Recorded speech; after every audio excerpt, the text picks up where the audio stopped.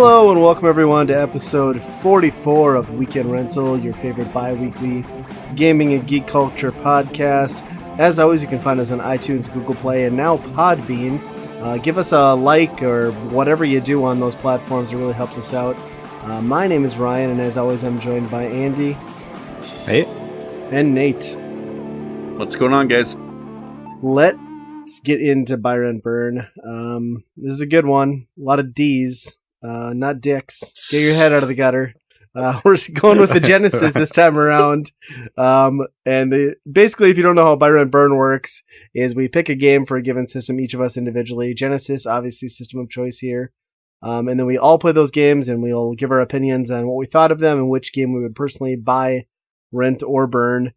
This go around, Andy has gone with Dinoland. Nate has gone with Tom Mason's Dinosaurs for Hire. I don't know why Tom Mason is important, but he made it difficult to find this when I was searching for it. And then I've gone with Dynomite Hattie. We'll go back up to the top and just discuss these games. I'll start off with Andy's pick, Dinoland. So the description on this one, a little bit deceiving, but I'm going to read it anyway. Ever played a three-dimensional prehistoric pinball game? Didn't think so. That's why Dinoland is such a crazy, zany game. I'm not making this up. Join Dino Buns and his friends on a wild prehistoric adventure, pinball style. Man, those 3D Dino Buns really pushed it over the top on this one. Gotta love it. That's hilarious. Well, first off, I have to say I'm really impressed that you didn't trip over any of this. I picked Dinoland after you guys picked like two other ones that started with Dino. So like the whole purpose was hopefully that you would get confused and trip up, but you did it successfully, so congrats. I kept my D's straight, just like they say.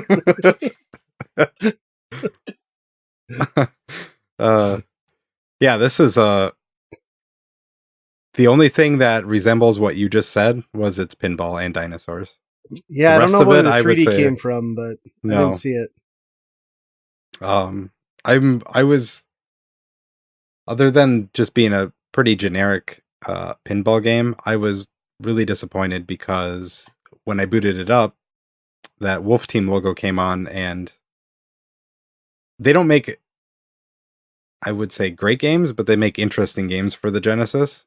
And I was like, wow, okay, I thought this was going to be like some action platformer, dinosaurs, going to be awesome. Well, and even the cover art looks like Adventure Island. I'm like, I know what I'm getting into. This is going to be great. Yep. And then immediately just right into a pinball table, and it was like, oh, okay. You sound so disappointed because there's some boss fights. Yeah, I got to the boss fight, but I couldn't figure out how to stay up there. Like, eventually they just, like, the ball dropped, like, off the side, and then you had to go into it again. And I was like, okay, I don't even know how to sustain hitting the boss, but... I mean, I said boss fights probably way more excited than it actually was. It was a pinball game. Not a great one either. Like, the sound effects drove me nuts. Especially when the ball would hit the dinosaur and make this farting noise like constantly. And it was just, I don't know. The sound of the game just wasn't there. It just seemed lacking and kind of tinny. Yep. And it was just, and visually it wasn't that great. Like, no, I don't know. How do you compare a pinball game, really? Well, that's the thing is like you said, like visually it's not that great. Gameplay wise, it's not that exciting. And there are already better Genesis pinball games out there. So when I started playing this, I was like, yeah, I mean, I could do this for like 10 or 20 minutes, but it doesn't really ever feel hectic, or it misses all the key points of pinball. I don't know. It was really weird for me. Yeah, I mean, I agree. You compare this to like Sonic Spinball, and it's just no comparison because there's a lot more. Boy, when I'd rather pick Sonic Spinball, that's a cold day in hell. Yeah, it is true though. Like, it's so much more of a video game in a pinball game than this is. This is just straight up. I don't know. It wasn't great, and it's just disappointing. Yeah, there's nothing inherently wrong with it. It's just like you have, I guess, if you don't have the luxury of looking at the back of the box, you have like this conception in your head going in, and then as soon as you boot it up, you're like, oh shit, This is just a pinball That's game. exactly what I said the first time I played it. I was like, why did Andy pick a pinball game? Right. This is really weird. And even the name is a lie. Like, it's not Dino Pinball Land. It's just Dino Land. Like, come on. Right. There's no balls or flippers in the front of that box art. It's a bunch of BS. No. I mean, this is the developer of, like, a bunch of shooters, a bunch of, like Valis, action RPGs. I think they turned into the Tales of people, like all those Tales of games. That's what they make now. And they cut their teeth on Dino Land Pinball, huh? Somehow they had a pinball game in there. Well, everybody needs one, right? I guess. Just one. Just one. All right, let's move on to Nate's pick. If I can get my phone to work. Here we go. Tom Mason's Dinosaurs for Hire, or just Dinosaurs for Hire, which apparently was a graphic novel. Who knew? So the description on this one: a psycho dictator unleashes mobs of biogenetic dinosaur freaks. These 4 dinosaurs for hire take on the mission, blasting through hordes of ninjas and prehistoric beasts the size of skyscrapers. If it ain't been shot, shoot it. Yeah. All right. America. Dinosaurs. Yeah, this is an interesting, I want to say run and gun, but it's not a run and gun. It's more like a walk and gun. Slow pace, kind of Ninja Turtles ripoff in a way. There's at least the background looked very Ninja Turtles to me. And you basically walk through the levels shooting ninjas, which is extremely disappointing. You play as a dinosaur. First, the cover art. Let's go to the cover art because it's a T-Rex like holding a machine gun. You're like, this game is going to be freaking sweet. Yeah. And I mean, dinosaurs, machine guns. It's going to be awesome. And then it just starts crawling along. It's not that the dinosaur can't run. He's just kind of moseying around and shooting ninjas, which he's a T-Rex. So he should be like big and just eat them because that would be awesome. That would make the game really great. But I mean, it's not awful. It's not great either. But it is, the first 10 minutes is kind of like, okay, yeah, this is cool. But then it just is the same thing over and over again. You can get different power-ups, like a spread shot, kind of Contra-esque, along with some, just the gun is the same, just different shot patterns that you can use, and just a whole lot of ninjas that you're shooting. Yeah, you kind of like touched on something like that was what jumped out to me. Like, first of all, was like I'm playing Contra, but as a dinosaur, and then as you get to that like first stage boss, there's like the turret on the wall, and there's like a ninja like hole in the ground that like erupts ninjas. I was like, yeah, this is definitely the first boss from Contra. But yeah, like kind of like you said, it's a super slow paced game. Your character is too big, I think, for the screen, and then like the respawn rate on enemies is just obnoxious. And then I love how there's a fleet full of ninjas who have only been trained to ass kick people. Like that's the only move they know. Like I'm gonna run up and kick you in the ass. That's the only kick I've got. Like it's so stupid, and I don't know. If you can keep the momentum of like moving in one direction, constantly spraying, it's manageable. But as soon as you get to spots, like even that first boss I talked about, where stuff is just coming at you from both sides, it stops being fun and starts being annoying really quick, which is a bummer because like it's dinosaurs with guns. Like this shouldn't be that difficult. It should be badass. Yeah, the biggest thing that was the most annoying, I thought, was that like those ninjas would get right up on you. They would be like right where you are, like not even at the end of your gun, so you couldn't even shoot them because they're right in up on right those there. buns. They're right in your face. Got to get those buns for that kick. Those dino buns. Yeah, those dino buns need kicking.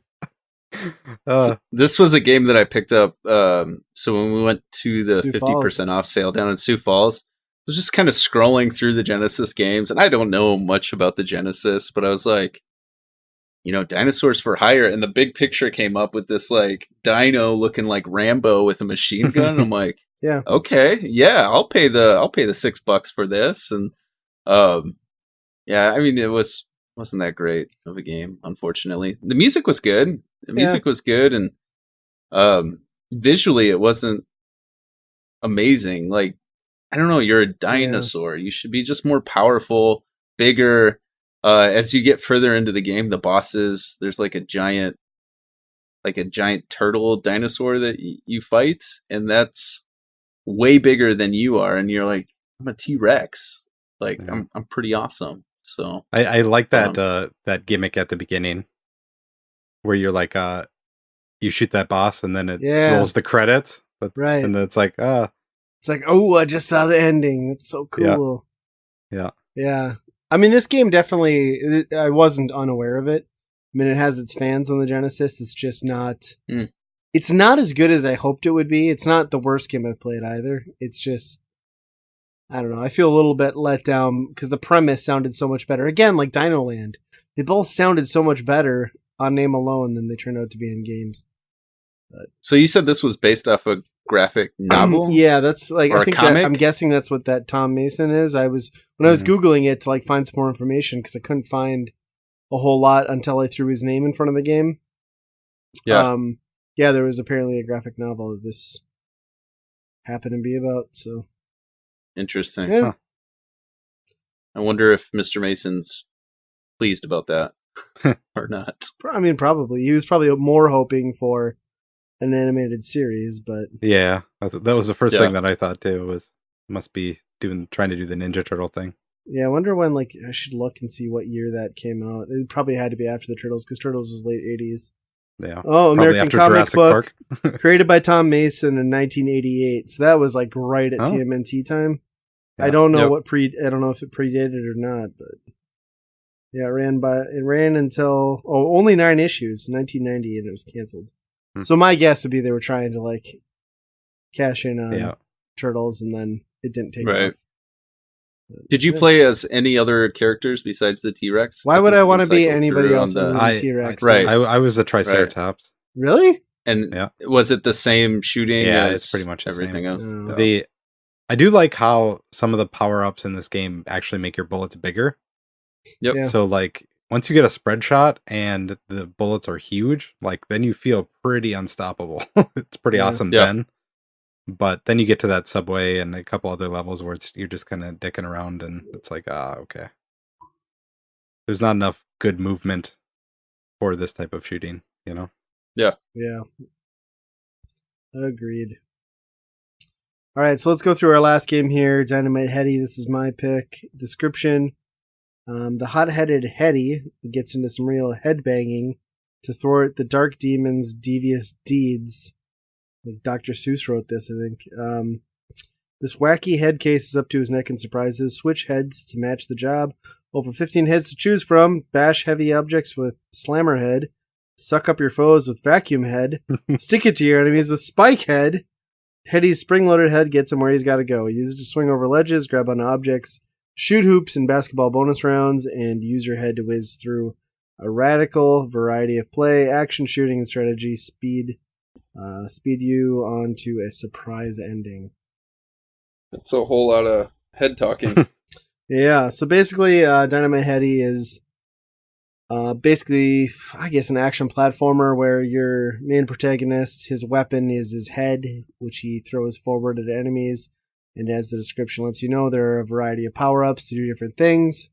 It was developed by Treasure, which is a revered developer on the Genesis. They put out some of the best content on that platform, including Gunstar Heroes, and Dynamite Hetty is no exception, except it's just ridiculously cute, super Japanese, and a lot of tongue-in-cheek. There's a lot going on in this game. I don't know, it looks visually kind of amazing. I know it came out later in the end of the Genesis run, but there aren't too many games that like really popped off the screen like this in that era. Super bright color palette. Like to the point where you're like, oh my gosh, there's a lot happening here on the screen.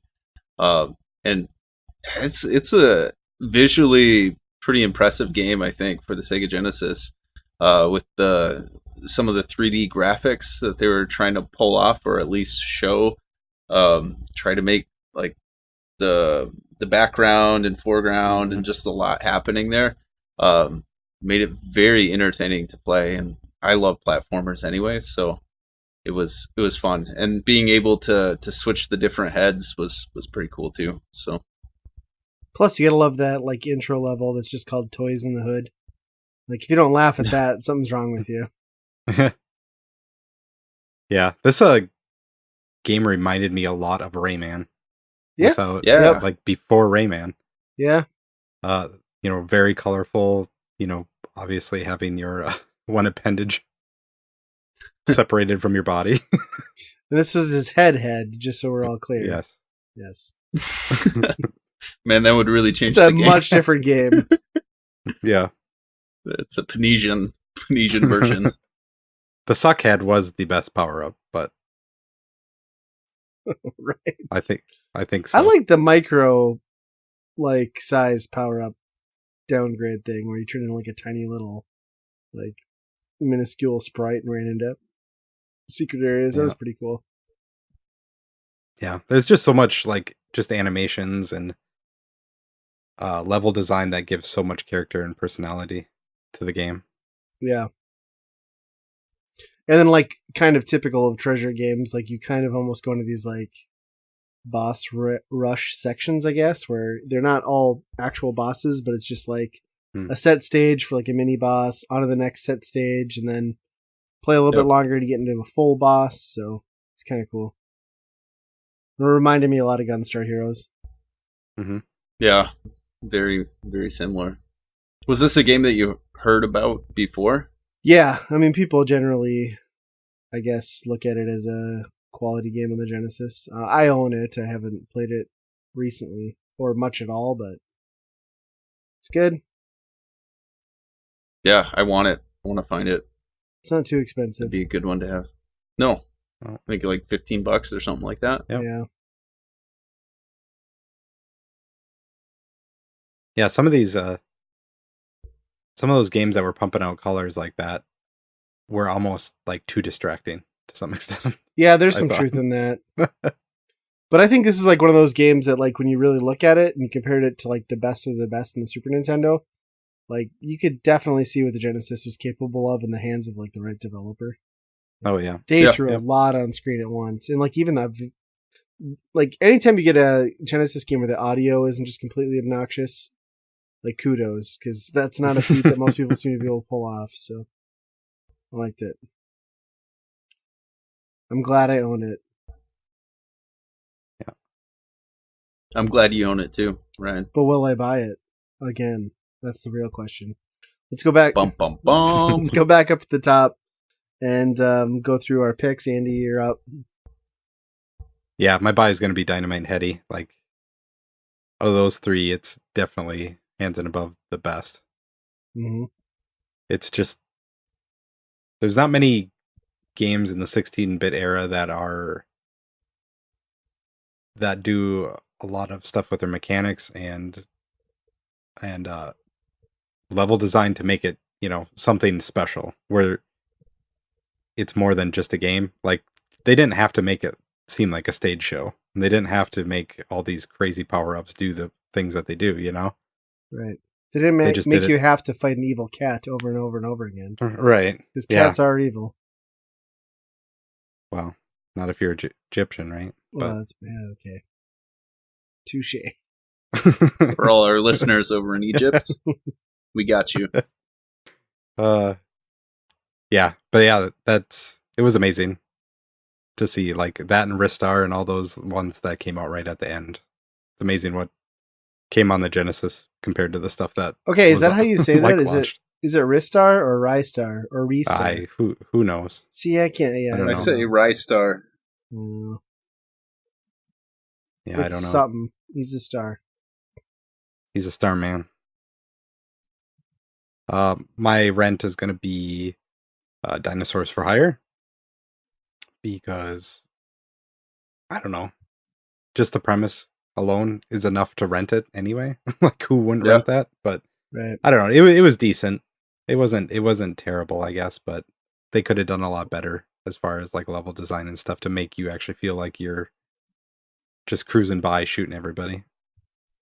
And Dino Land was a complete disappointment. when I first booted that up, I was more excited than what I was when I picked it, and then immediately just shot in the face. Yeah, it's understandable. Nate, how about you? Yeah, I think this one's pretty clear. Dynamite Heady is just, when you put it up against those two games, it's just far more superior. I mean, I guess even with, if you put it up with a lot of games, it's a great game. It looks amazing. At times it did seem like there was a bit much going on the screen, but I really enjoyed it, and that's kind of more of the genre that I enjoy. So that would definitely be my buy. And then Dinosaurs for Hire would be for sure rental. And I think, Andy, you touched on this a little bit. Like, you're walking through the store and you're just looking at the cover art as a kid, and you're like, T-Rex machine gun? This is going to be a great game. And so I would see myself renting it then and even now, like, without, like, just walking through like a Blockbuster or something like that. It would have been, yeah, for sure, rent. And then pinball, Dinosaur Pinball, Dinoland. Is that what it's called? Dinoland? Yeah. Oh, it's awful. It's terrible. Disappointment with a name like that. I expected something different, and yeah, highly disappointed. I mean, Dinoland is a generic name directly from Jurassic Park. Like, it's the same words. Yeah. And then they make a pinball game. Come on, do better. Just try. Just try. What about you, Ryan? I would buy Dynamite Heady. There's no question. In the slew of games we have here, that's the ultimate one to go with. Honestly, that's probably a top tier game for the Genesis in general. I honestly think both the other two games are equally blah to me, but I would probably rent Dinoland. I actually had more fun with that than I did with the other one, which is going to be Dinosaurs for Hire, which I'll burn. If I wanted to play shitty Contra, I guess I'd throw it in. Maybe I'd play Time Slip, but ultimately I'd go back and I'd probably just play Contra. So I'm gonna burn it. I'm gonna burn it. That one hurts. That hurts a little bit, but I'm over it. That's surprising. It was based on cover art alone. I still don't know, because both the cover arts are great. Like, Dinoland has great cover art, and so does Dinosaurs for Hire. But I definitely, you can't change my mind now. I definitely played Dinoland more. Not that I had infinitely more fun with it. I just played it longer. So did you beat the boss? I didn't. No. Yeah. I had no, I got to a point and I'm like, I don't know what the benefit is of beating this boss, so I'm just going to turn this off. Maybe another There table. is no benefit. It just goes back to the table and play again forever, waiting for a second boss. Yay. Yeah. Another Byron burning the books. Close that book of D's. Big ol' list of D's. Triple D's. D's and heads. Diners, today. dildos, and dicks. Dinosaurs, dildos, and dicks. We're heading out!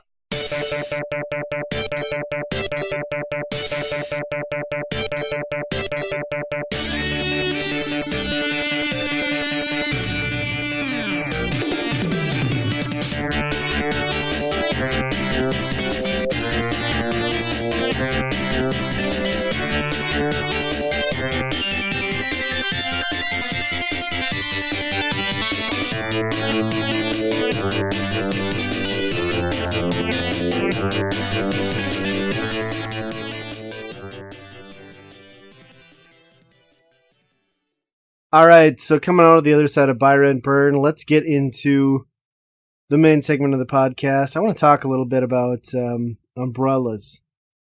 Are you guys fans of umbrellas? I use them. Really? Good for you. No. Are you part of the Umbrella Academy? No, I'm not smart enough. No. I don't think it has to do with intelligence. Oh, okay. Can you Kind of teleport lucky. through walls? Can you travel through time? Are you in a giant orangutan human being? Because that might help you. So, I'm of course talking about The Umbrella Academy on Netflix. I've gotten really into it. I finished it. The wife and I knocked it out. I heard it once. I'd heard good things, and then once I heard it was Gerard Way's like project. Like I'm such a huge fan, and like My Chemical Romance is like one of my favorite bands of all time. So as soon as I heard he was attached, like I was like, yes, I'm watching this. And it did not disappoint. I think it's like one of my favorite Netflix exclusive things, and also one of the better like superhero things that has been out recently. I don't know if you guys have seen any of this. It seems like the X-Men, right? Yeah, pretty much. I mean, it is. It's kind like of like a twisted, new take on like X-Men. Black Parade X-Men. Yes, I agree. It is pretty much like that. Yeah. I don't know. I like I was saying earlier that I kind of came in maybe episode 2 or 3. Been slowly going in, and so far I like it so far. It's pretty good. That big monster guy though, he just looks like the silliest thing. Yeah, he is like when he's wearing clothes, kind of horrendously out of place, and he gets sort of well, I don't want to ruin anything for you, but like, yeah, he doesn't fit like the overall polish of the rest of the show. It's like we had a huge budget, we put a ton of work into this, and like, oh, here's a dude in like an obvious like monkey suit. Like, it just doesn't quite fit. Yeah. And as like with all Netflix stuff, they dropped it all at once. I think it's 10 episodes, so it's easy to blast through it. But yeah, there's some phenomenal acting, and I love Klaus, like the drug addict brother. Mm-hmm.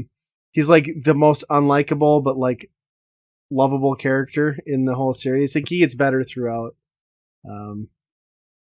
Yeah, it was good. I mean, I don't usually get into that sort of stuff, but this one was a good watch. I'd recommend anyone pick it up and go through it. They left it on a cliffhanger, which you'd expect. I imagine they'll try and get another season or 2 out of it, since all that Marvel stuff disappeared. Yeah,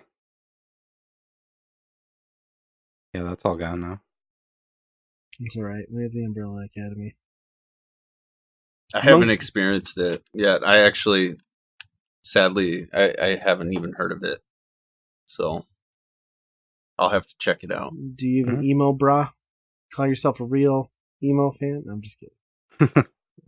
Yeah, it's kind of one of those things. Like it wouldn't have been on my radar at all, except I'd heard a couple other podcasts I listened to talk about it, and then I was like, oh, I'm gonna watch that, and then I got kind of hooked. So, yeah. If you're bored, put it on. I recommend it. Give it like 2 episodes at least, because the first one's kind of... They spend a lot of time setting up like a very strange story that doesn't really do anything for the first 60 minutes. Which is kind of a problem like all those Netflix shows have, now that I think about it. Like they really take... It's like, you gotta know, trust me, you gotta watch like 3 episodes before you get it. I feel like every Netflix show I've ever watched, like that's the pitch. Yeah. At least you can do that in a night, though, with those. Yeah, that's true. It's nice having it dropped all at once. You can just I love that. I love when places do that. Yeah. What was I think a while ago, this was quite some time ago, we talked about the one that was on Prime. Oh, that Bourne? Yeah, that was great. Yeah, I mean, I liked the first and last episode I watched. Oh yeah, that's right. I forgot about it. Did you ever you went? I went back through about halfway and I just fell off the wagon. I was like, nah. I forgot about that. I know what's happening here. It was really good though. I'll give you that. It was great. Yeah, but I love that they just drop everything at once and you just watch it at your convenience and you don't have to wait. Like I have one show that I watch. That's it, and it's lame. It's called Curse of Oak Island on History Channel. Why? Why do you watch this show? Hey, let's dig this hole. Look, we found a rusty twig. Like, yeah, you know what this means? The Vikings were here, murdered Christ, and now we're gonna find the gold of Atlantis. Like, no, you're not. Like, it's not a show. No. I know, and I get sucked in every time. Like, you can ask my wife. I'm sitting there. I'm like, this is stupid. This is dumb. I'm not even watching this next week. And then, I'm like, I gotta catch it. I gotta see what happened because I know 95% of that show they start they'll pick up something like, oh, I found a nail, and then the narrator comes and he goes, a nail? Like, he always repeats something with a question. Yeah. Could it be to the Ark of the Covenant? And I'm like, what?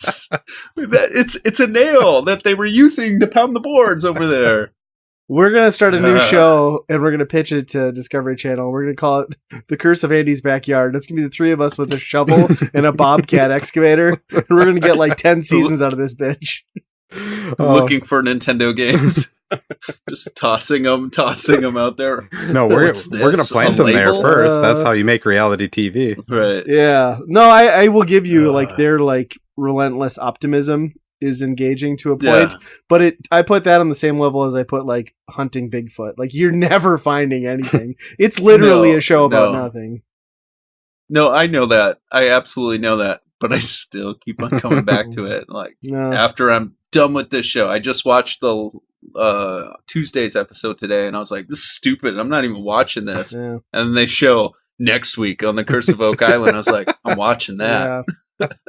Well, that's probably better than where I'm at, because the only show I watch current viewing I watch is The Walking Dead, and I hate it. And I hate every episode now, and I'm like, this show sucks. It's so stupid. And my wife just will not let it die, so I get stuck watching it. And it has gotten so bad. I'm cleared. I think I'm free. No, you're going to get sucked back in when they put that new last season on Netflix. Maybe. See? No. It's got those teeth in you. Yeah, we haven't really been watching much lately. I don't know. Yeah, me either. I've actually been playing some games, though. Like? Tell me. I finished Crackdown. Oh. And I don't know why, because it's there was like no payoff in that game. It was just whatever. It was like 5 hours long, though? Yeah. It wasn't very long at all. It still took me... That's where my gaming is now. 5-hour game takes me, 3-4 weeks to finish now, but... Well, you're better than me. I paid for Game Pass, re-signed up for Xbox Live, only to have not touched it in the month it's been out, so... Yeah. Oh, no. I would recommend just skipping it. I gotta do it, though. I owe it to myself. I don't know. It's disappointed by this game. It's... I guess it's not disappointing. It's just... I don't know. It's a game that was made 10 years ago. Just that type of design. And it's fine. But...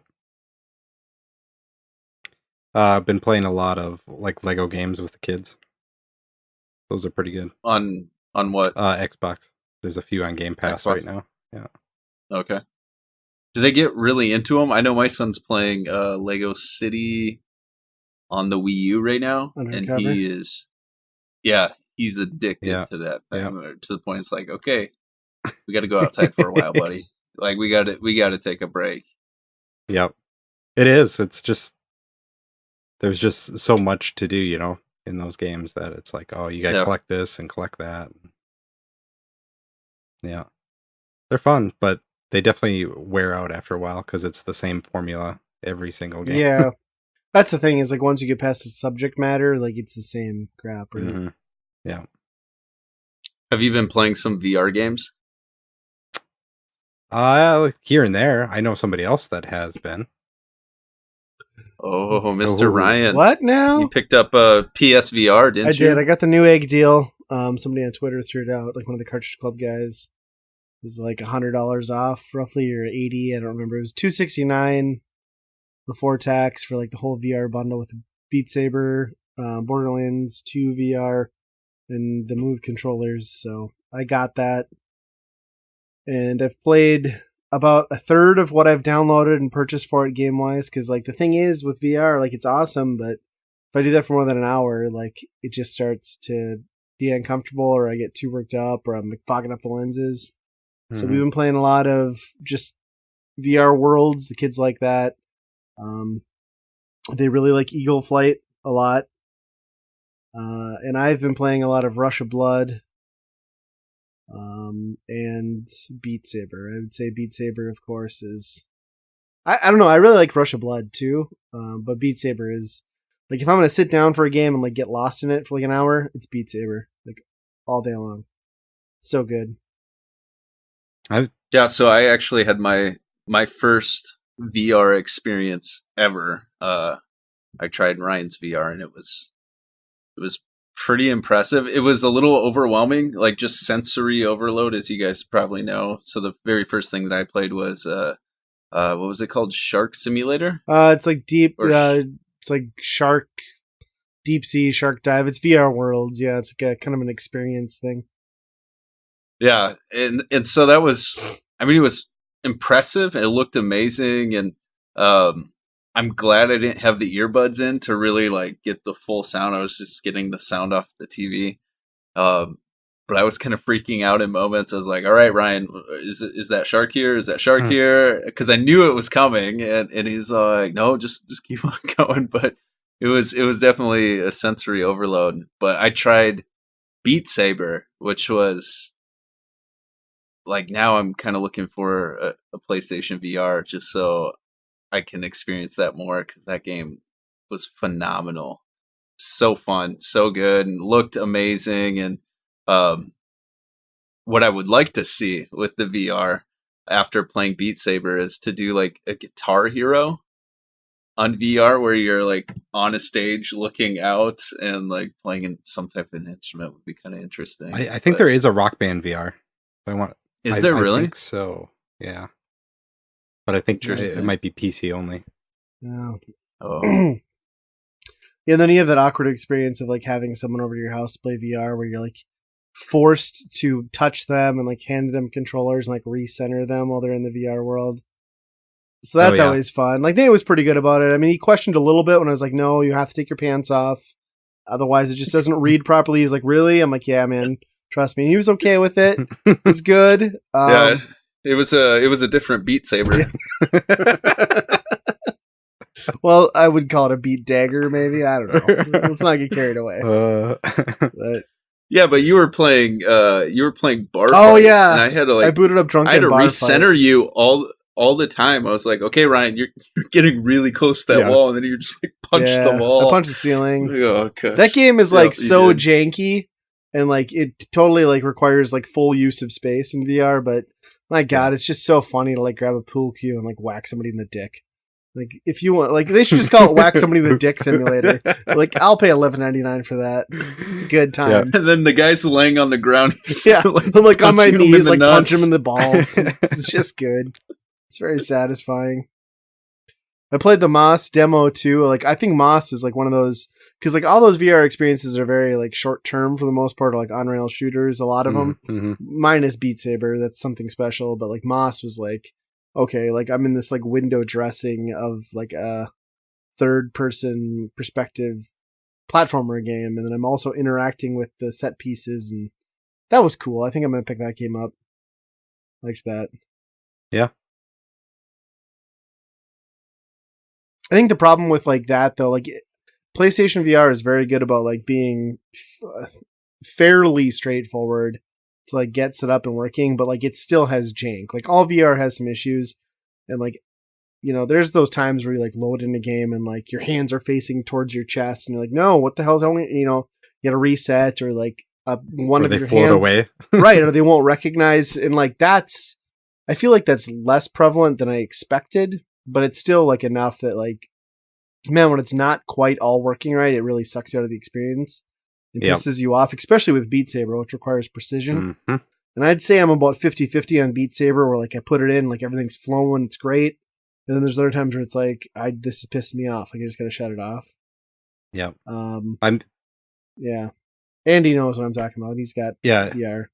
The same exact thing happens to me. Well, I can't hardly play Beat Saber in the light. You have to have at night. You know, light bulbs are fine, but like if you have any natural light coming in, it messes with the move controllers or something. I don't know. I haven't figured out a way to like change the color, and I feel like that would be something that, you know, you just change the color that it's looking for, so it's opposite of what natural light is. And sure, but I haven't figured out how to do that. If there is a way, I'd love to know. But yeah, same thing. I get so frustrated. I see those like pictures online of people like 100%ing expert songs on Beat Saber, and it's like, how did you even do that when like every song I play, at least like 2 notes are bugged, you know, like my thing floated away or was the opposite direction or something. Yeah, I agree.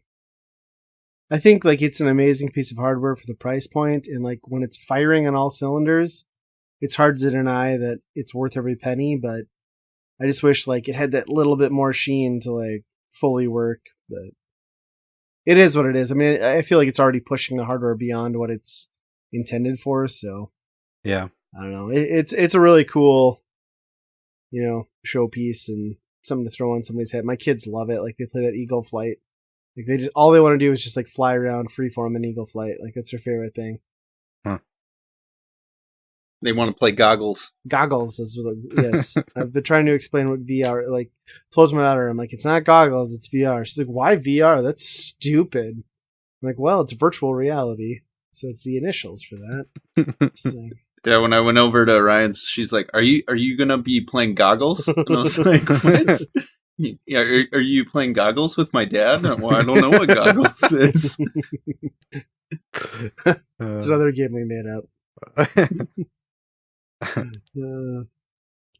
I was disappointed you didn't like Rez though. That's okay. It's not that I didn't like Rez. I thought Rez was really cool. I think it's just that I had Rez built up in my head for so many years now. Because like everyone was like on Dreamcast, like Rez is the shit.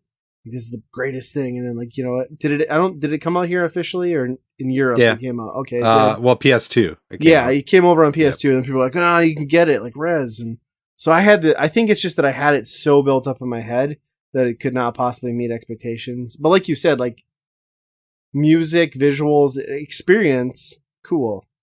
Like gameplay, I was like, I'm not really doing anything. I mean, I'm kind of waving my wand and putting blocks on stuff. Plus, I thought I'd be able to use both hands. So it was a little disappointing using one. But yeah, I think I would buy Rez, but it has to be cheaper. I don't know. Too many years of like, it's the ultimate like experience, and it kind of fell flat for me. But that said, it was still very cool and trippy. Yeah.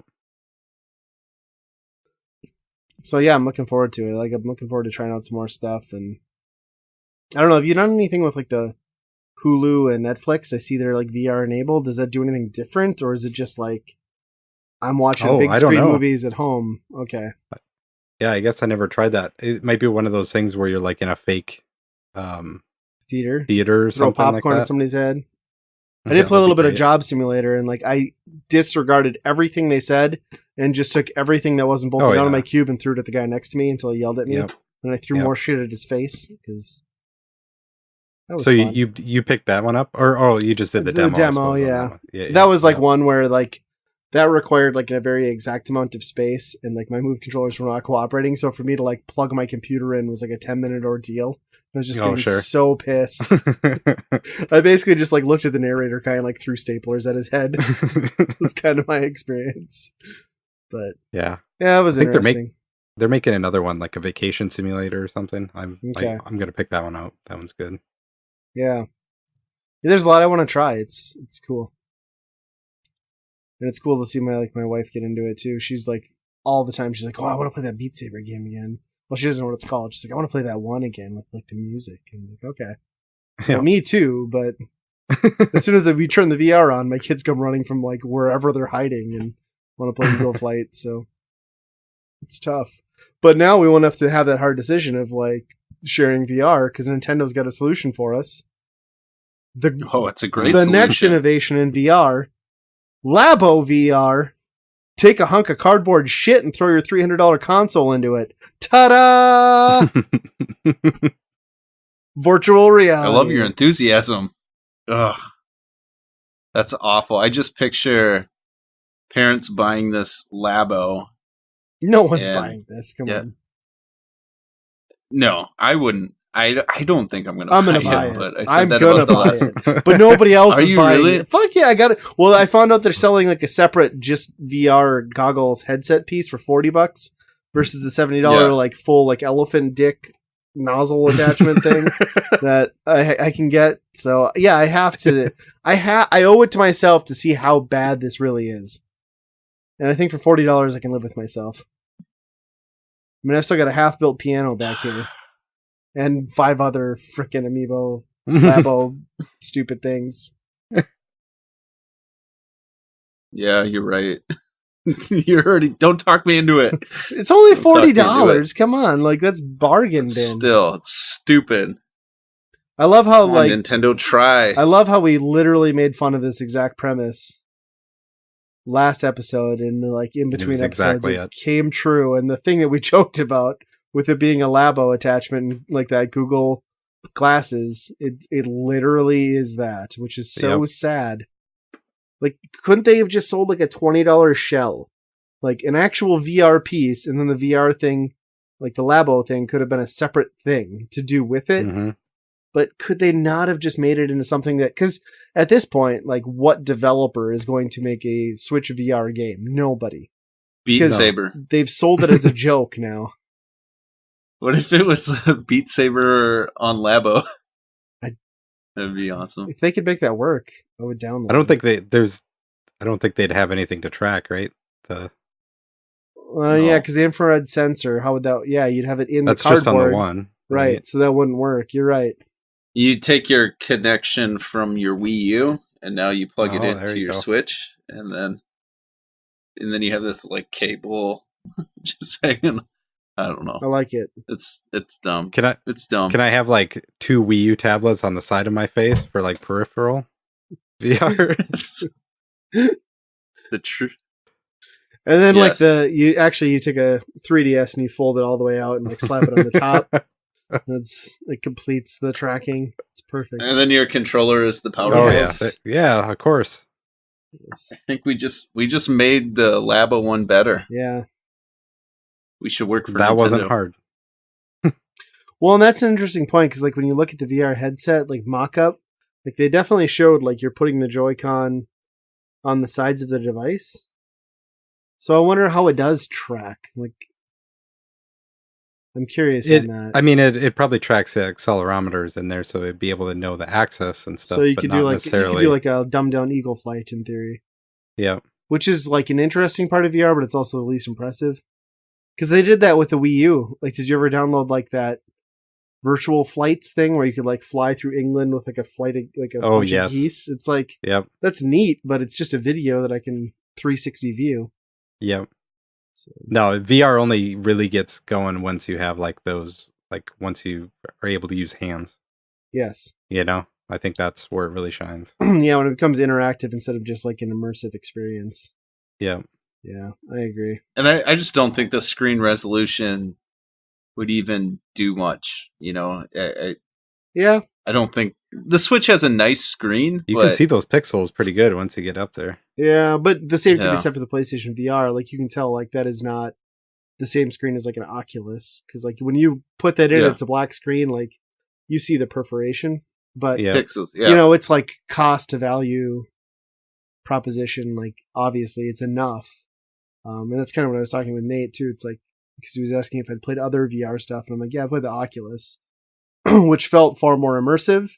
But that also required at the time $1,200 for the device, $1,200 more for a PC that can handle it. And then, you know, there's something about ease of access to just like getting something that maybe not, technically it's inferior, but what you're paying for kind of makes up for that. But I just don't see, like we just talked about, like the PlayStation 4 is like just pulling it off. Like, how is the Switch going to do anything? Oh.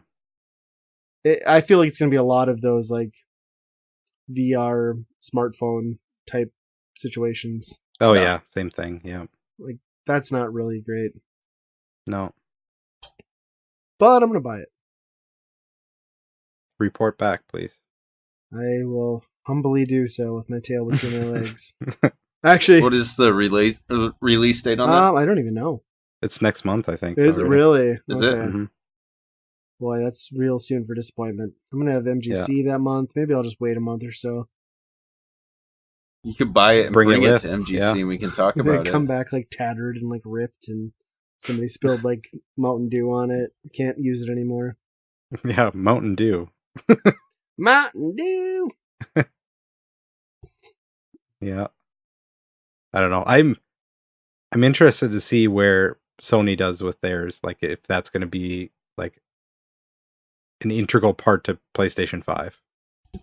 Like if that's going to be almost a required thing, VR. or not.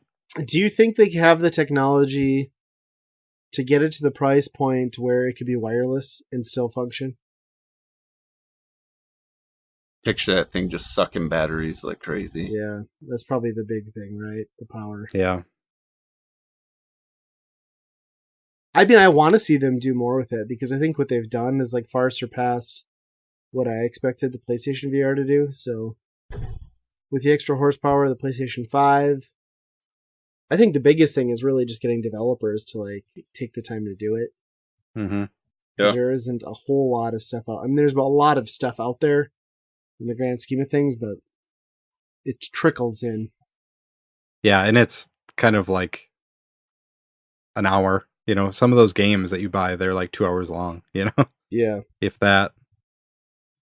So with the new PlayStation that's coming out, what would be your price point that you're like, I would pull the trigger on VR for PS5 or whatever they're going to call it?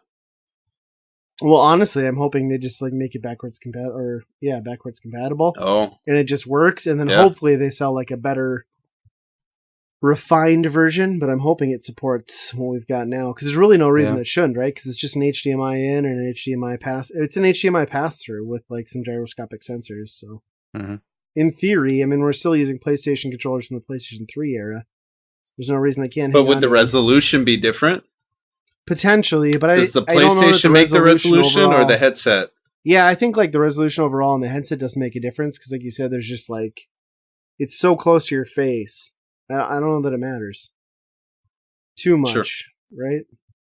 I could use some more. Yeah, I mean, definitely more would be better. I'd like to not see the pixels, but yeah, there are moments where it's still pretty like when I think of like Rush of Blood, like.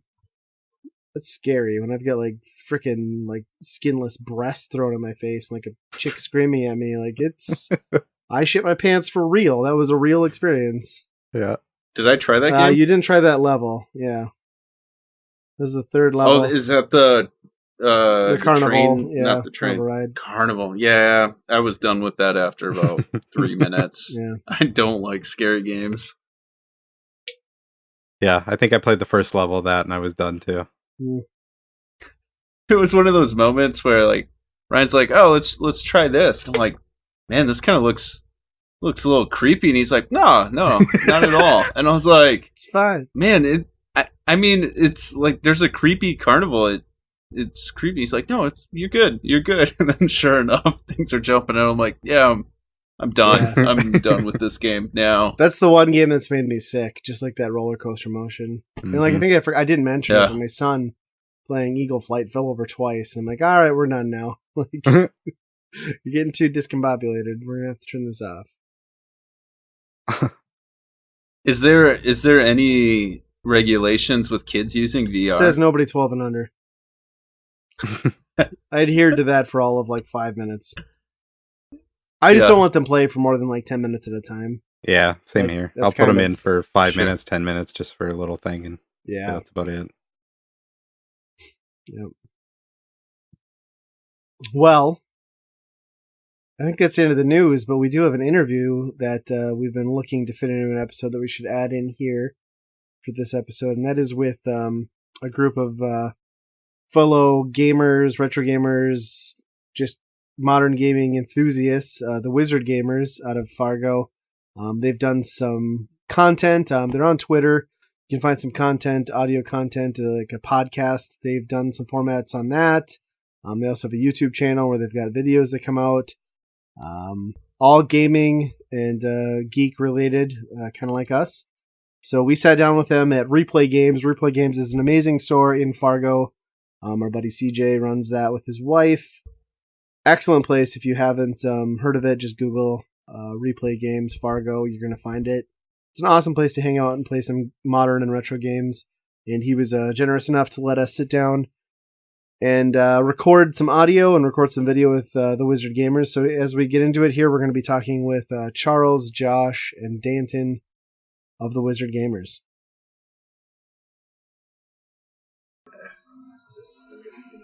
All right, so welcome to the meat of the podcast here. Andy couldn't join us today, so it's Ryan and Nate here. We are in Replay Games, which is a great establishment in downtown Fargo. Highly recommend you guys check it out. We are joined by the Wizard Gamers. Why don't we go around, everybody introduce themselves, and we'll just see where it goes from there. Okay. Charles, and happy to be here, guys. Thanks for having us. Yeah, no problem. Josh Johnson, so also very excited to be joining with you guys. And I am Danton, and yeah, it's great to be here. Yeah, thanks for doing this, guys. I know we've been talking on social media for a while now. So how did you guys kind of form the Wizard Gamers? Like, what are you guys kind of about? I know there's some YouTube content, there's some podcast content. So Charles and I had talked about the potential of going to E3 at some time in our future, and he had been and said that it was a great experience, but he would only ever want to go again if we could get a press pass. Sure. And so lightning kind of struck and was like, okay, well, how do you go about doing that? And I was like, well, you got to get a channel, you have to have so many followers, you got to have an established website, etc. And so we just kind of started going through that, and it was just like, well, you know, let's give it a whirl, and that's kind of where it all has started and has since then really taken off for us. We've gotten involved with Extra Life, which is kind of was a side project for us, but it has definitely turned into a huge focus for us this year. Sure. The other thing I'd say about it is Josh and I have known each other a long time, and I would say a solid 60% of our conversational content has to do with video games. So it's good just to revisit some of that, put it down on people, let people hear it, and it's been really fun to have people chime in and give us their input on everything. So yeah, that's awesome. That's kind of how we are too. Yeah. All the conversation revolves around video games. So you might as well at least do something fun with it, right? Yep. Yeah, and then I got brought on because I met Josh while I was hunting at pawn shops, and we had the same interests in games and stuff, and he brought up the idea, and I was all for it, so that's why I'm here. That's awesome. That's why I'm here. Yep. And it turns out I knew Josh from like 2002 or something, so eons ago. It sounds like it was more like a stalker. Yeah, it's like I somehow I know you. Remember Josh, and Josh is like, who the heck is this weird guy that says he knows me? I know where you live. You used to have this color pillowcases. Yeah. You still don't have I hair. caressed your hair while you were sleeping.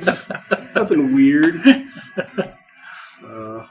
So you went to E3 when then? Oh boy, it would have been a long time. It was long enough ago where Skyward Sword was in development at that point, so you got to play a demo of that, which was great. But once again, E3 is a lot like Disney. If you've ever been there, you got these great games, but you're waiting in line for however long, and it was awful to see. Great for them, but these press guys, they just get to go right to the front of the line. They get to play the games and skin out. So I wanted to be on the other side of that for once. Yeah, for sure. Get a laminated badge and everything. Yeah, the whole shebang. Legit. I didn't even know there was like big requirements for that press pass. Yep. It's a pretty good list, actually. Is it really? Yeah. So, and we've gotten quite a bit of the stuff done. Like I even went as far as to trademark our logo and everything. So that was kind of a sweet, pretty cool thing to do. Wow. So nice. So what are your guys' like future plans then for content that you're gonna be putting out? Well, I think our first thing that we're most excited about is Friday, right? So Resident Evil 2 drops, and that'll be a big one. I've got the collector's edition, so I'll probably do an unboxing video with that, and then we'll be live streaming that. And then, as I kind of mentioned there with Extra Life, that's going to be our main focus for this year, kind of going forward, trying to raise money for children. So that's a big project for us. Yeah, that's awesome. We've had a really good mix, though, of talking about current games that are coming out and what we're excited for. And then we also like to do a lot of retro throwbacks. We at one point did an 8-bit video game draft that was a lot of fun. And getting Dan involved has been awesome because Josh and I would say in terms of, we're big gamers, but Dan is on another level in terms of tech and modifications and building stuff. I'll have to agree on that. Like your Twitter posts, I'm like, that's cool. I don't know what that does, but that's sweet, man. I love that. When Dan gets on a roll, he's talking a language I don't understand. That's pretty awesome. But he knows it inside and out. So getting his take on everything has been really cool too. He's been a great addition for us. Yeah, when I can find out how to get the best video output on a system or a console, I definitely strive for it. And so I've had my soldering skills for over 10 years, been tinkering with every console I've owned pretty much, and so I find a lot of enjoyment out of doing that, as well as playing the games on it too. And so that's kind of one of my expertise, I could say, bringing into the Wizard Gamers as well. It absolutely is, and I'd piggyback off of that. So New Year's Eve this year, I came over to your place, and he got to show me what he was doing with his monitor and then with his system. And you don't realize that, like, playing on the TVs that we play with now, like, that is much different than the old CRTs and everything. Right. And so the way that he had it set up, I played Mega Man 2 and I played Super Metroid, and it was just like, I felt like I was a kid again looking at the screen. Like, it was amazing. It was a completely different level than what it is if you were just play on like the Super NES Classic or anything. Yeah. I always think of it as there's how you imagined it as a kid, and then looking at it how you actually played it, and it's completely different. Whereas there's actually the ability now to play it how you thought that it looked when you were playing it as a kid. And to know that that's out there, that's what I go for. And it's a lot of fun. It adds to it. That's really cool. There's really something in the nostalgia of blowing in the game, not having it work, and your rage build up, and you're freaking out because you can't get the damn thing to work. And so it's really great to revisit those memories. Yeah, you can't blow on an emulator and a ROM. Well, you probably could, but it wouldn't really do much. Just get spit everywhere. Yeah. So what do you guys like collect? Are you all big collectors or just kind of gamers you see with current gen? Or I would say I'm a gamer. In terms of collection, Josh and Dan both have an edge on me. Josh has got an Amiibo collection that is top tier. And you probably speak to that, Josh, how many you have now. There's few that aren't in your collection. And Dan's just got as much tech as anybody I know. So you guys can probably speak to that. I'm more of just I play the games, but collection-wise, I just take advantage of all Josh's cool stuff by going over there. You collect the memories, man. Yeah, there we go. I mean, that's what you collect, right? Yeah. I don't go for any like complete sets or anything like that. What I've kind of striven for is everything that I wanted to play as a kid, I go and shoot for. And then if I get it, I get it. If it's out of budget, then I usually wait. I'm not in a hurry to get any games or anything like that, but I would say I do have a pretty hefty collection for collecting pretty strong for the last 2-3 years. So I've got over 1,000 games. Wow. Nice. Up. Is there a main focus, like NES or Xbox, or no, not just really? Kind of mishmash? Like looking at my collection right now, I think I have the most PS2 games out of everything. Okay. One, because the library for PS2 is huge, but two, that was the first console that I paid my own money with to buy myself, and so I think that has its own little nostalgia there. But I like every console. I grab whatever games that I want. And granted, it's within budget and within time, but yeah. And Ryan, you and I kind of briefly touched on this, when we were talking about setting up this episode. And I'm not a completionist collectioner by any means, so the only thing that I do collect that I am trying to complete is the Amiibo collection. Like that is my one thing. I'm roughly about 10 away from having. What is the every total one of them. collection? How many? Last time I looked, it was like 176. Okay. But that was before last month when there was the 3 Splatoon ones came out. The Loot Goblin came out, and I know there was you had Ridley, Wolf, and then the orange Splatoon character. So that was before adding those into the mix as well. And then I remember sitting there and I was telling you how I was just out, like I'm done on Amiibo, but I bought the 2. Yep. And as soon as I put that on Twitter, I'm like, I'm going to get shit for this. But I saw Ridley and I was like, I got to get Ridley. I love Metroid. And then Wolf was right there. I passed on the Splatoon ones, but... So did you get that last wave then too? Yep. I'm current on all of those. So the Diablo one is out. It has been out for a while now. So, and it is currently at about a $45 price tag is the cheapest I've seen it now online. It's tempting. Just do it. It's that Amiibo is actually probably one of the coolest ones because it's not in the traditional Amiibo box. Sure. And so you can actually open it up and take it out and you would never notice because it's not sealed or anything in any way. And so it's kind of one of the cool Amiibos that you can actually take out and put it right back in its box and it still looks the same. So it's one of the things I like most about that. I wish they did them all that way, but I understand what they're doing. Yeah. So why Amiibo? Like, what drew you to that? Where you're like, I gotta have that. So it just kind of turned out as a random thing working in the pawn industry. I had a couple Amiibos come through, and they were Link and Zelda. And I was just like, oh yeah, these are kind of cool. I'll pick these up for a couple bucks, and didn't think anything of it. And then just for my own personal research, went home and was like, wow, these things are ridiculously expensive. And now, like, they're extremely expensive because they don't print these ones anymore. Mm-hmm. And so I was like, I wonder, what it would be like to collect them or whatever. And the thought just kind of sparked there. It didn't really take off. But then a couple months later, somebody brought in a box with 50 of them in it. Yeah. And I was just, I got a smoking deal on it. I won't name a price because I think people would hunt me down for that. But got an amazing deal on it, and that's where it really kind of took off for me. Awesome. And then I went to another pawn shop here in town, and they had a whole box of them, brand new, never been opened. And I asked them, like, hey, if I were to buy all these, what type of deal would you give me? And I think I picked up 50-ish from them as well. And so I got it wasn't them all just like a one.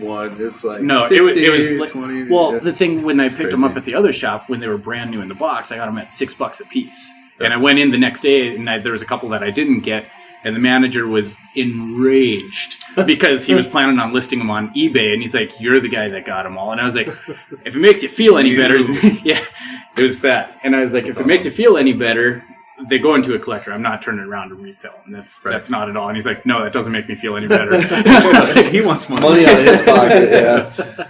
So that's kind of how it all started, man. And then from there, it just cascaded. And I was at 100 at that point, and it was just like it's only 170, 180-ish of them made. So I was like, this is the closest I've ever come to completing anything. And I love Nintendo deeply. So it was like the one and only thing that I know that I will be able to complete in a Nintendo collection. Yeah. That's awesome. That's crazy that you got that into it and you still miss out. Because, like, for me, what drew me in was, like, the thrill of the hunt, those first few waves.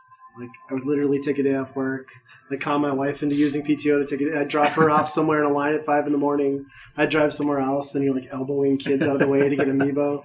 Like, I think that's what sucked me in. Why I ended up with so many of them. Being able to beat up kids to Totally these worth little toys. Yeah, totally worth the exactly. jail time. Yeah, it was great. But they are great. I mean, as far as, like, Nintendo figures and collectibles go, it's hard not to love Amiibo. Well, the detail in them is amazing. Yeah. I haven't gotten into them. I can't. Or else I'm not going to stop. Yeah. So it really took off for me when I actually got to put them on Breath of the Wild and get things from them. I was like, oh my god, like, and that's exactly it, right? It was just like, these do things. Yeah. This is amazing. Like, this is really cool. And it's not even anything truly worthwhile. I mean, a couple of the weapons that you can get from the special edition figures was pretty cool. Yeah. But I think the only one that's, like, truly useful is that Shovel Knight one to get the second player. Like, that's a pretty sweet bonus. Sure. But, yeah. Yeah. Well, I do have one Amiibo. What's that one? My cereal box. Oh, yeah. Yep. That's right. That's it. Yeah. No, I jumped on the whole Breath of the Wild Amiibo thing, and then also with Metroid Samus Returns, that 2-pack that they have. And then I got married last February, and for a gift, my wife got me the 3-pack of the Mario Odyssey wedding set. Oh, But you're nice. actually certified ministers, so the Amiibo's married him. So. Yeah, we nice. got married that way, and it's been great. That's awesome. So, Wizard Gamers, like, what if people are interested in learning more about you guys, what you're up to, the Extra Life thing, where can people find you? the best avenue to communicate with us would definitely be on Twitter, just the Wizard Gamers, and you can find us there. If you want to check out our content, YouTube, just the Wizard Gamers as well.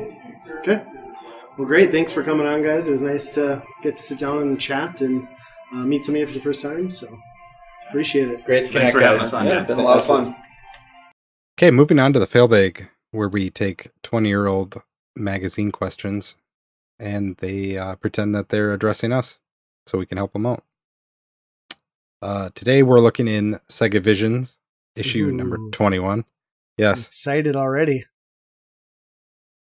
exactly. Yeah, you think the bias was strong on Nintendo Power. Oof.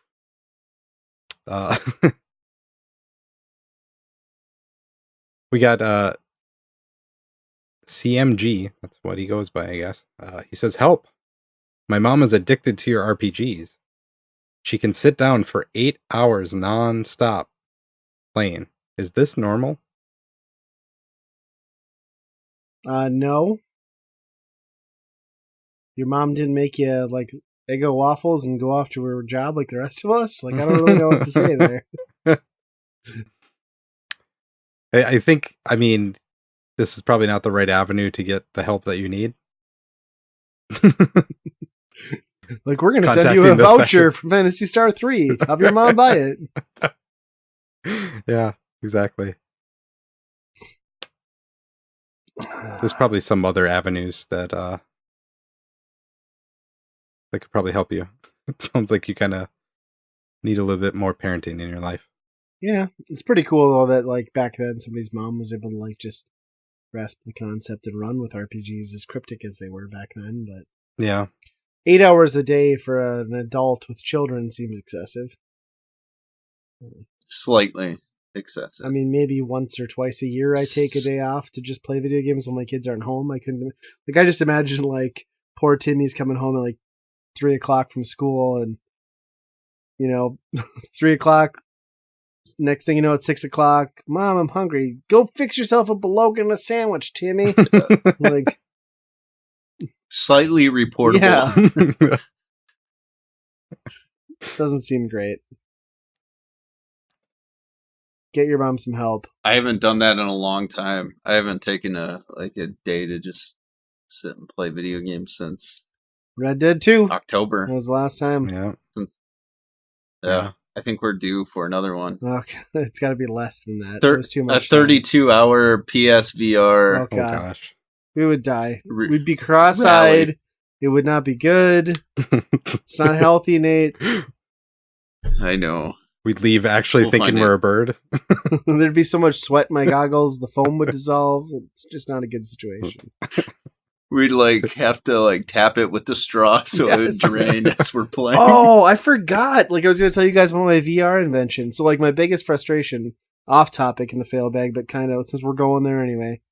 My biggest problem is VR is not conducive to doing it by yourself, right? So I'm going to make belt attachments to holster my Move controllers. And then also in the center, where my belt buckle would be, it's going to be a P holder for my PlayStation 4 controller. It's genius. And then go, yeah, that's pretty good.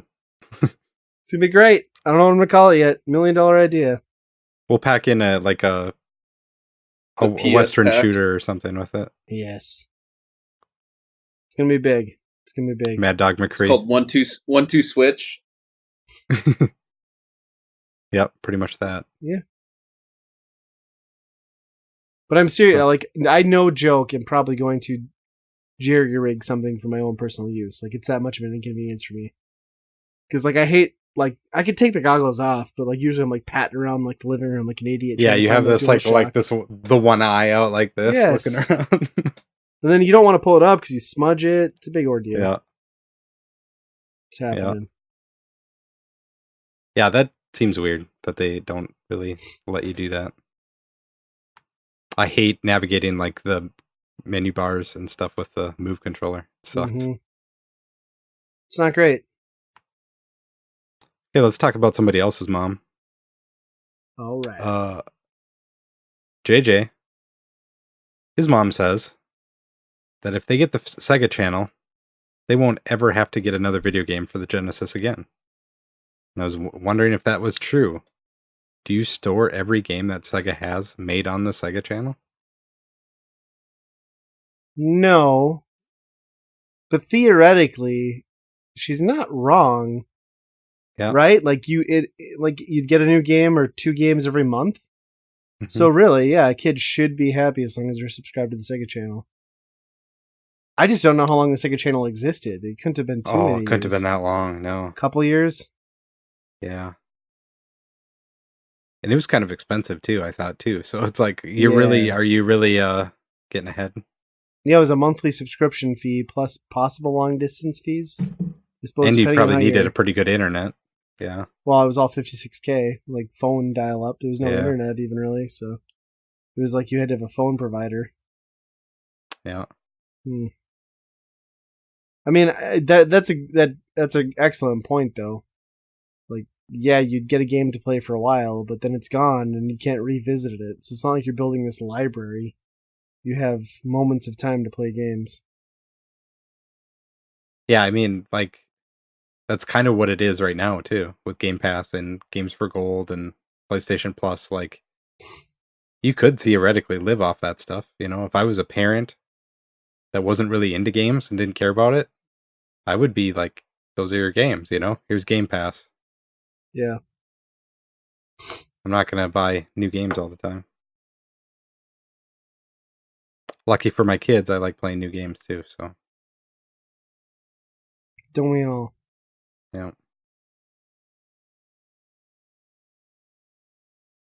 Yeah. Thanks, Sega Channel, for getting games and then losing them. That kind of sucks. Okay, Andrew from American Online. Remember that? Yeah. He says, who cares about these old games like Pac-Man?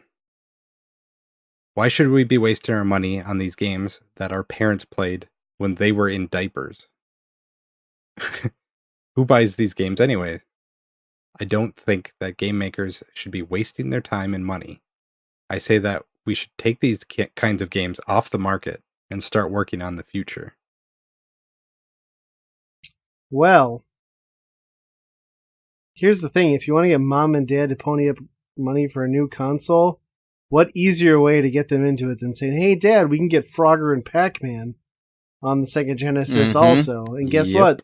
Then you get Sonic 2, and you get Phantasy Star, and you get Streets of Rage. So don't put it down. They're classics for a reason. Yeah. How many parents bought their system for their kids, knowing that they would, you know, get something else with it that they wanted? Absolutely. Yeah. Absolutely. Still happens. I'm pretty sure that's why we got an NES, because the Duck Hunt. Oh, yeah. My dad was like, this looks sweet. Yeah, it sure is. That's the whole reason we got a computer, is we got a pheasant hunting game for it. Oh, really? Yeah. It's going to be the best. Dad's like, I need a pheasant hunt in the winter. Yep. Yeah. And was it just one of those like mouse scrolling, like click on bird things too? Yeah, it was something like that. I don't think even he played it more than once. So it's like, this is a huge disappointment. All this technology. Yeah. Turned out that was a good investment, though. The computer side of it, not so much the game. Sure. Makes sense. I want to know like how old this kid's parents are, though. This question was written in 1996. And he was talking about... And they were in diapers, his parents were in diapers when they were playing Pac-Man. So, wow. That's concerning. It is. Well, teen pregnancy. It's a real thing. You know, before Teen Mom was on the air, there were real. Well, when did Pac-Man moms. come out? 70... Is that old? I'd have figured 80s. Let me check. 76? 77? I don't think so. Or did it make it in the 80s? I thought it was like just the 30th. 1980. Wasn't it? Yeah. 1980. Okay. Yeah. Okay. Because I think Atari launched in 78, like with its initial, and then Pac-Man was like a flagship game. Yeah. Okay. Yeah. So they would have been 16. Well, I mean, this kid is probably a little bit older. He's able to write to a magazine. So. Yeah. Yeah, you're talking like 10 years old, having a child. Oof. You guys. I guess that's what happens when you were hanging out in arcades. This is what happens when you don't wrap your tool. Yeah. Yeah. Well, maybe the kid was a little bit wrong in his parents' age. I would hope so. Yes, one can only hope. Okay, moving on to official PlayStation magazine.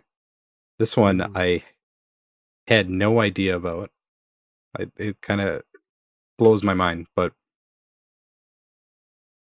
Andrew says, whatever happened to the Resident Evil movie?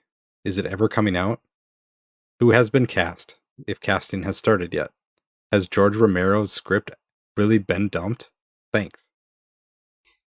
Well, here's the thing. Is you eventually get a Resident Evil movie. And then they don't stop. And then you get 8 more. And as someone who has had the last week off because my daughter is not at school, I came home one night and turned on Sling TV, and they were in the middle of airing the final Resident Evil movie, and I was like, shit, I don't want to do this, but I've seen all the rest of them, so I restarted it, watched it all with commercials. It was like 2.5 hours of my life that I'll never get back. And they're all so bad. They're all so bad. Oh. I think from a theatrical standpoint, you could argue that the original Resident Evil movie was the best. It also didn't tie into the game particularly well. Resident Evil, the second one, I don't even know what it was called, did the best at like fan service with Jill Valentine, the Nemesis, the Licker. And then after that, it was just kind of like this weird post-apocalyptic train wreck. So I like the one in the desert, whatever that one was. But Apocalypse, yeah, I agree. That was like a good horror movie. Although the ending I didn't like at that. Yeah. So the good news is you're going to get one. Does George Romero have anything to do with any of them? I don't think so.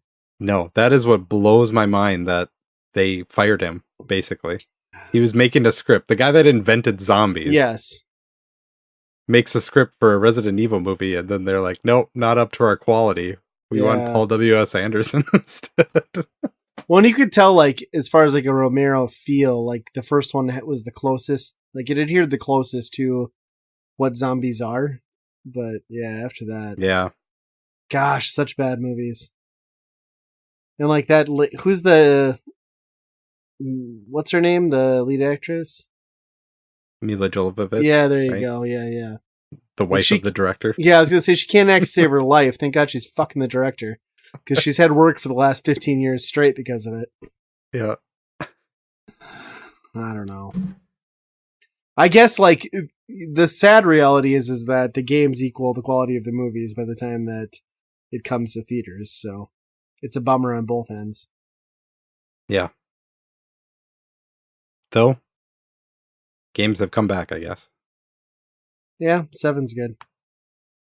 Heard 2, the remake of 2 is good, too. Yeah, No. and one of the Revelations games were good because they were old school. Yeah.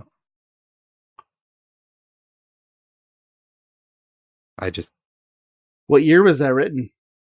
That was 99. Oh boy, that wasn't too far before they did. Yeah. Because it had to be like 2002 when that first one came out? Something like that, yeah. 3? I gotta Google this now. That's just, it blows my mind that they got the guy that invented zombies. And the whole reason they made the game a ripoff of. 2002, yeah. His last couple films, though, like zombie films that came out towards the end there, they were not good. I've heard they were gross, but or dumb. But yeah. I'll wrap it up. All right. You can send us an email. We'd love to hear from you. Send us your comments, questions, concerns, cuss words, whatever you want. Pictures. We like those.